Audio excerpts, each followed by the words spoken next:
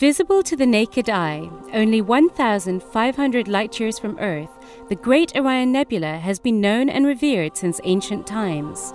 A popular target of Hubble, researchers have now identified 42 new disks within it that could be the beginnings of new planetary systems like our own.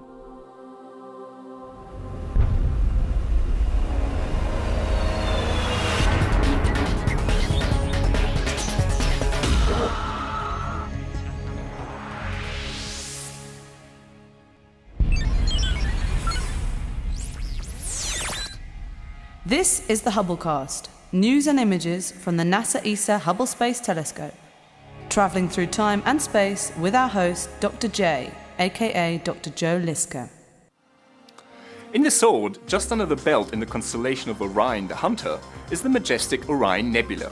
The Orion Nebula is one of the best-known examples of a star-forming nebula, a swirling cloud of gas and dust, where stars begin their journey of life.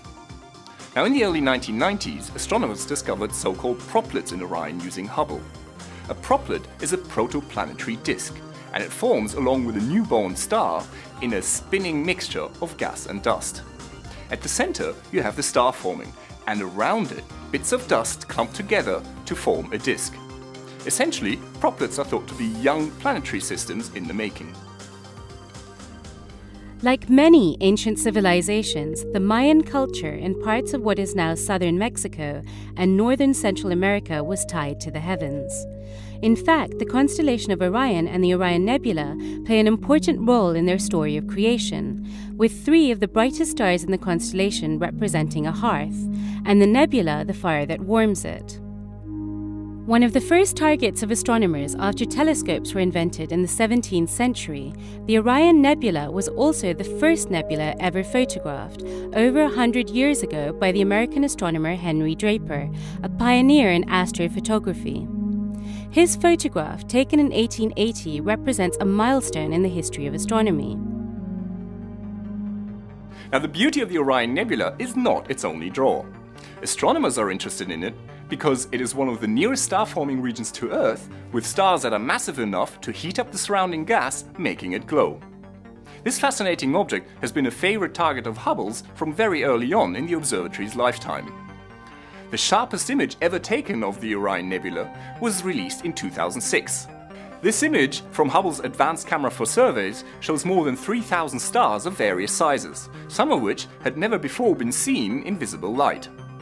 Now, looking at the frenzied mixture of gas and swirling dust, it's pretty clear that a lot is going on inside the Orion Nebula. Within the awe-inspiring gaseous folds of Orion, researchers, using data from the Wide Field Channel on Hubble's Advanced Camera for Surveys, have identified 2 different types of disks. The ones that lie close to the brightest star in the cluster, Theta 1 Orionis C, and those farther away from it. The star affects the nearby disks by heating up the gas within them, causing them to shine brightly. The excited material produces many glowing cusps, which all face the bright star and are thus randomly oriented within the nebula. Other interesting features enhance the looks of these captivating objects, such as jets of matter flowing away and shock waves. The dramatic shock waves are formed when the stellar wind from the nearby massive star meets the gas in the nebula, producing interesting shapes.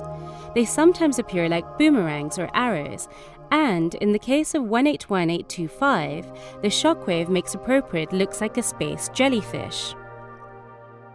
The disks that are farther away do not receive enough energetic radiation from the star to set the gas ablaze. That's why these disks can only be detected as a dark silhouette against the bright background of the nebula. The dust in the disk simply absorbs the light from the background. It is in these silhouette disks that astronomers are better able to study the properties of dust grains, which are thought to clump together and possibly form planets like our own. The bright star that illuminates some of the Proplyds, allowing us to see them, is both a blessing and a curse. The powerful radiation that lights them up also threatens their very existence, as the disk material, once heated up, is very likely to dissipate and dissolve, destroying their potential to become planets. Some of the bright Proplyds are doomed to be torn apart, but others will survive and perhaps evolve into planetary systems. It is relatively rare to see images of Proplyds in visible light. However, the resolution and sensitivity of Hubble, combined with the Orion Nebula's proximity to Earth, allow for an excellent view of these fascinating objects. Although Proplyds may appear to be only humble smudges, some of them are in fact the seeds of solar systems to come.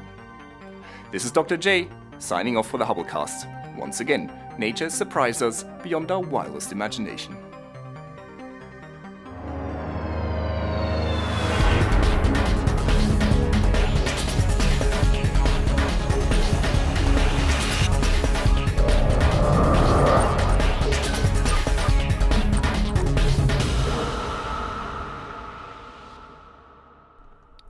Now that you've caught up with Hubble, make sure to get the latest from the ground too. The ESA cast highlights the best of the European Southern Observatory and its powerful telescopes that observe from high in the Chilean Andes, at the Southern Hemisphere's best-known sites for astronomical observations.